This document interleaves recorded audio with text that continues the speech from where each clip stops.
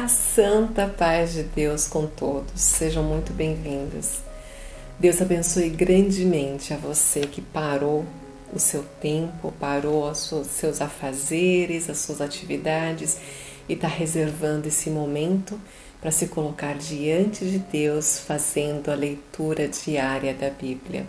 Deus te abençoe por esse cuidado, por esse carinho, por esta rotina espiritual que você está criando todos os dias, quando você para o que você está fazendo e vem se achegar diante do Senhor Todo-Poderoso. Hoje, com a ajuda de Deus e a guia do Espírito Santo, nós vamos fazer a leitura do livro de Êxodo, capítulo 32. Mas antes de começar o capítulo, quero te pedir, se você não é inscrito, já se inscreva no canal. Clica no sininho, ativa as notificações e não se esqueça de deixar o seu like. O seu gostei é muito importante, é de muita relevância para a distribuição desse conteúdo. E no capítulo 32, ele vai ter dividido vai ter três partes. A primeira parte vai falar sobre o bezerro de ouro, um Deus que o povo de Israel faz. Depois vamos ver sobre as tábuas, as duas tábuas que o Senhor entrega para Moisés, que está lá todo o mandamento, né? O que o Senhor escreveu com os próprios dedos, porque nós vimos no capítulo 31, no último verso, diz assim: E Deus deu a Moisés, quando acabou de falar com ele, no monte Sinai, as duas tábuas do testemunho, tábuas de pedras escritas pelo dedo de Deus. E por fim, nós vamos ver Moisés interceder pelo povo. Vamos começar? Com a ajuda de Deus e a guia do Espírito Santo, mantendo essa comunhão maravilhosa e pedindo a Deus o entendimento da palavra. Diz assim: Vendo o povo que Moisés tardava a descer do monte, ajuntou-se o povo a Arão e disseram-lhe: Levanta-te, faze-nos deuses, que vão adiante de nós, porque quanto a este Moisés, nós não sabemos o que aconteceu com ele.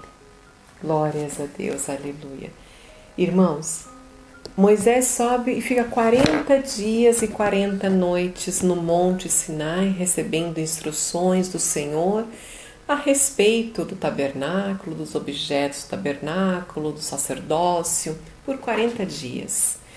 E durante esses 40 dias eles tinham Arão como líder deles, e qualquer problema que eles tivessem deveriam falar com Arão. Mas não é dessa forma que eles chegam a Arão. Eles chegam a Arão impondo para ele: levanta-te e faze Deus para que vão adiante de nós. Porque este Moisés, olha, este Moisés, como se Moisés fosse um Zé Ninguém, este Moisés, a gente não sabe o que aconteceu com ele. E Arão, com medo da pressão que os filhos de Israel estão fazendo contra ele, diz assim: então faz o seguinte, tira os brincos das suas filhas, das suas esposas, os seus adereços e tragam todo esse ouro para mim. E esse povo leva todo esse ouro para Arão, e Arão faz um bezerro fundido de ouro e o povo passa a adorar, a se inclinar diante desse bezerro e adorá-lo como se ele fosse Deus. E eles dizem assim, olha, que esse Deus é o Deus que tirou eles da terra do Egito. Que absurdo! Que eles vão adorar o Deus que livrou eles da mão do Egito. É tão insano pensar nisso, porque aquele bezerro foi feito diante dos olhos de cada homem, cada mulher que estava ali naquela peregrinação junto com Arão, junto com Moisés. Então pegam brincos de ouro, pegam adereços, enfeites, derretem, viram bezerro. E como eles passam a adorar? Será que eles não percebem que aquilo não vem de Deus? Que aquilo vem da obra do inimigo? Por isso que no verso 7, Deus diz assim a Moisés: Vá, desce, porquanto o teu povo, que fizeste subir do Egito, tem se corrompido. Apressa-te, pois eles se desviaram do caminho que eu lhes tinha ordenado e fizeram para si um bezerro de fundição e perante ele se inclinaram e sacrificaram e disseram: estes são os deuses de Israel que nos tiraram da terra do Egito. E o Senhor continua dizendo: tenho visto esse povo e eis que o povo é obstinado. Agora deixe-me que o meu furor se acenda contra eles e os consuma, e eu farei de ti uma grande nação. Glórias a Deus, aleluia.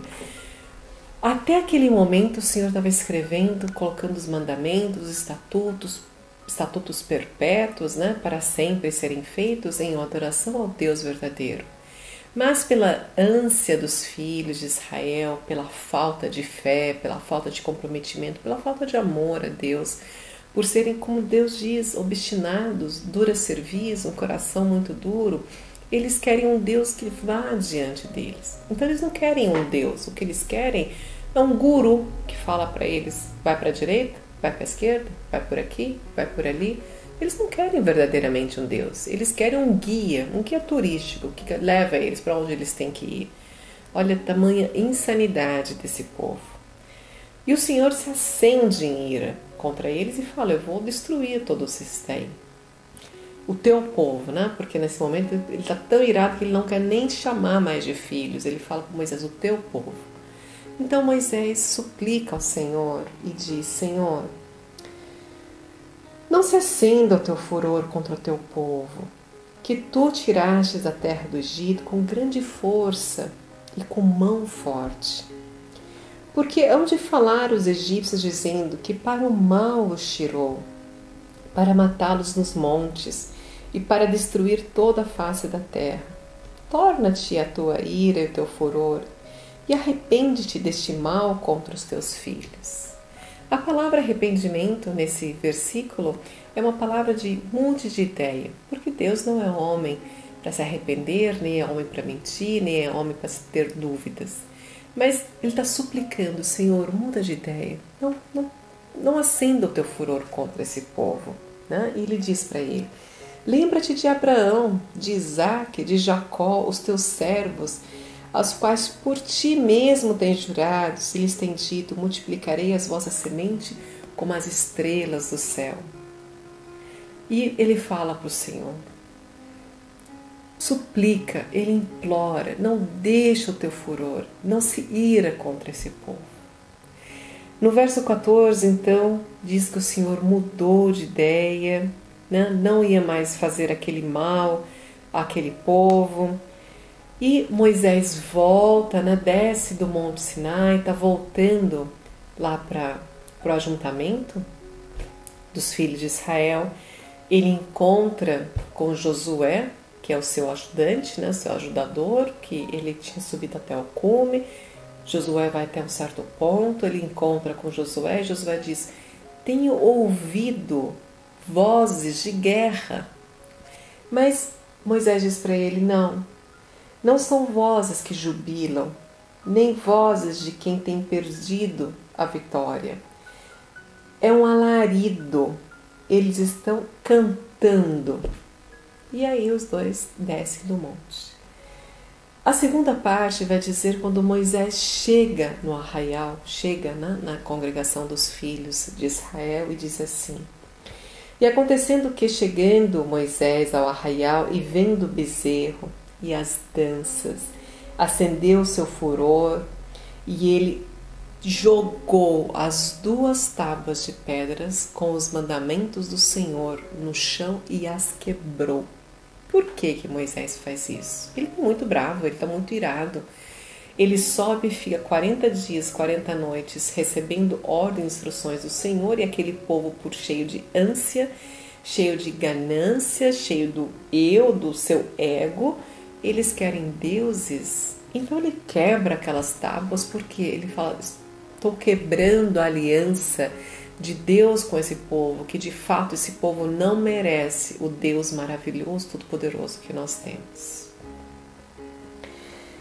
E ele toma aquele bezerro e ele queima o bezerro. Depois que o bezerro está totalmente queimado, ele faz pó daquele bezerro, mistura numa água e faz todos os filhos de Israel beberem aquela água com o pó do bezerro.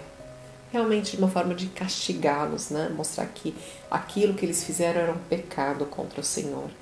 Então Moisés chega a Arão e fala para ele: o que fizestes? Por que trouxeste sobre nós tamanho pecado?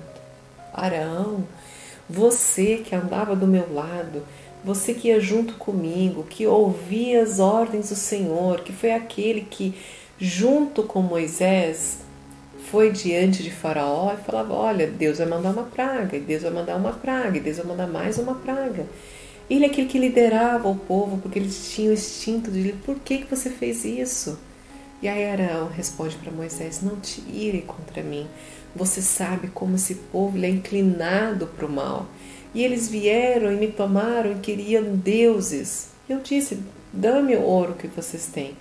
Joguei o ouro para fazer a fundição e apareceu esse bezerro. Apareceu um bezerro. Será que todos aqueles homens não se deram conta que aquilo não vinha de Deus? Porque Deus vinha, conversava com Moisés, vinha sobre a nuvem, falava com Moisés e se tornaria um bezerro? Mas eles não tinham essa consciência, eles não tinham fé nem confiança no Senhor. Então Moisés, vendo aquele povo que estava despido, porque eles faziam danças sensuais, né? Eles estavam realmente vivendo um momento de grande pecado. Então ele olha para aquele povo e diz: quem for do Senhor, vem, fique do meu lado. Fique de pé do meu lado. E os filhos de Levi, todos foram e se achegaram e se colocaram ao lado de Moisés. Que pela graça de Deus nem todo o povo estava festejando e adorando e se inclinando e fazendo sacrifícios para aquele bezerro.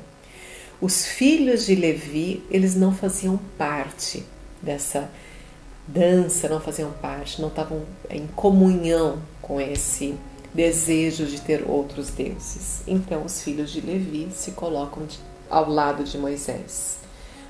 Então Moisés diz para eles: assim diz o Senhor, o Deus de Israel: cada um põe a sua espada sobre a sua coxa e passe e torna pelo arraial de porta em porta e mate cada um de seus irmãos e cada um de seus amigos e cada um de seus próximos, quer dizer, seus vizinhos, seus amigos, seus irmãos, todos aqueles que pecaram contra Deus, ceife a vida deles. E no verso 28 diz que os filhos de Levi fizeram conforme as palavras de Moisés e caíram naquele dia 3.000 homens. Aí nós nos perguntamos, por que 3.000 homens se tinham mais de 2,5 milhões de pessoas vivendo naquele arraial? Estes homens eram os líderes, eram divididos por 12 tribos, e essas 12 tribos tinham líderes, várias outras tribos dentro, e esses 3.000 homens que caíram pela espada, que o Senhor mandou matá-los, eles são os líderes desse povo profano. Então, os levitas vão e matam todos estes homens. No verso 29 diz assim: porquanto Moisés tinha dito, consagrai hoje as vossas mãos ao Senhor, porquanto cada um será contra o seu filho, contra o seu irmão, e isto para ele vos dará hoje bênção, glórias a Deus. Então aqueles homens não se importavam se era o irmão, se era o amigo, se era o vizinho, se era o pai, se era alguém que eles gostavam. Eles estavam ao lado de Deus, e por isso todos aqueles que não estavam ao lado de Deus, que eram os líderes, eles ceifaram a vida deles e por isso receberam a bênção do Senhor, porque eles estavam diante e do lado do Senhor. Glórias a Deus, né? A gente sempre fala que não basta Deus querer estar do seu lado, você tem que se propor estar ao lado de Deus. Deus sempre estende a mão dele para nós, mas nós temos que segurar a mão de Deus. Nós devemos querer estar junto com Deus. Porque aqui nós vemos que Deus estava com o povo, mas o povo não estava com Deus. E os levitas estavam com Deus. Então Moisés diz assim: no dia seguinte, ele levanta logo pela manhã e ele diz ao povo: Vós pecastes um grande pecado contra Deus. Agora eu subirei ao Senhor. Ele vai novamente subir a Deus e suplicar pelo povo. Ele vai se colocar na posição de líder, porque ele liderava aquele povo. Então Moisés sobe ao Senhor e diz a Deus: ora, este povo pecou. Pecou grandemente, fazendo para si deuses de ouro. Agora, pois, perdoa o seu pecado. E se não puder perdoar o pecado, risca-me, peço, do teu livro que tens escrito. Glórias a Deus. Então ele chega lá e intercede pelo povo. Perdoa, Senhor. Eles pecaram grandemente contra o Senhor. Mas se você não puder perdoá-los, eu tenho culpa nisso tudo. Então risca o meu nome do livro da vida, o livro que tens escrito. O Senhor responde a Moisés a partir do verso 33 e diz para ele assim: aquele que pecar contra mim, a este riscarei do meu livro. Então eu não vou riscar todos, porque não foram todos que pecaram contra mim, mas aquele que pecou contra mim, eu vou tirar o nome dele do livro da vida. E no último verso o Senhor diz assim, olha: vai, conduz este povo para onde tenho te dito, eis que o meu anjo irá diante de ti, porém, no dia da minha visitação, visitarei neles o seu pecado. Assim feriu o Senhor o povo, porquanto fizeram um bezerro que Arão tinha feito. Amém, glórias a Deus. Queridos, o Senhor fala pra gente no começo do capítulo que ele não está mais aquele povo, né? Ele fala para Moisés: o teu povo, quer dizer, já não era mais o povo de Deus, Deus não estava mais habitando no meio daquele povo. Mas Moisés vai, suplica, implora e clama ao Senhor e se coloca: Senhor, se não for possível, então risca o meu nome, se não puder perdoar esse povo. E Deus responde: eu só vou riscar o nome daquele que verdadeiramente pecou contra mim. Quem não pecou contra mim, não tem por que eu riscar o nome do livro da vida. Glórias a Deus, aleluia. Que grande conforto ao nosso coração, né?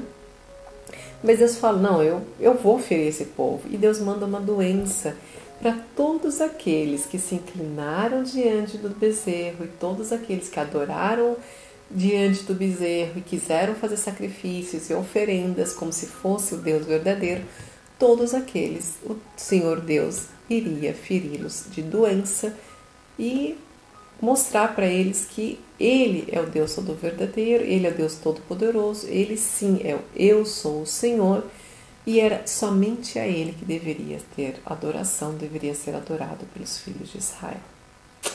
Glórias a Deus, aleluia. Para nós, queridos irmãos, fica a reflexão. Deus estava no meio do povo, mas o povo não estava junto com Deus. Deus está do nosso lado, mas nós estamos todos os dias diante de Deus.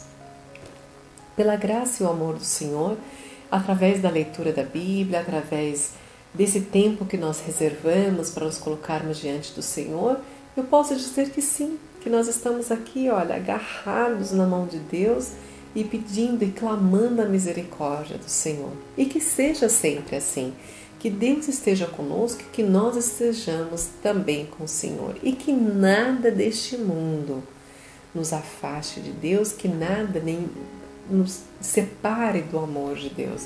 Porque é isso que os filhos de Israel fazem. Eles vão para o mundo, eles vão para os prazeres do mundo, para as danças do mundo, para as festas do mundo, e ali eles desagradam grandemente ao Senhor porque pecam contra Deus. Vamos nos analisar, vamos nos escanear, vamos ver quais são nossas atitudes, o que nós estamos fazendo.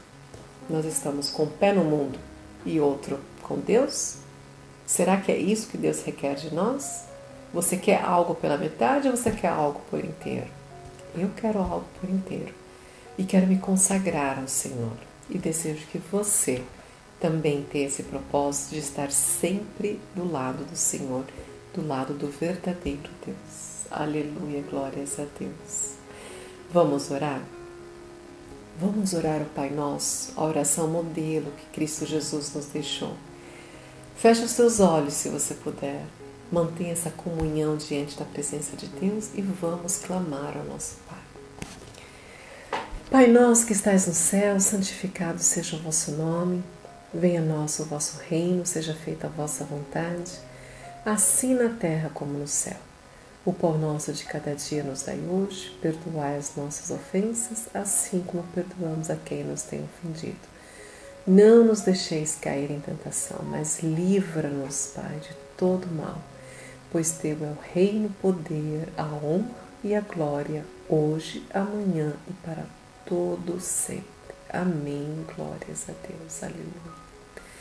Deus te abençoe, te ilumine, te guie, te proteja, te guarde e te faça prosperar na palavra de Deus espiritualmente. Eu te espero amanhã para mais uma leitura diária da Bíblia. Deus te abençoe grandemente. Um beijo e até amanhã.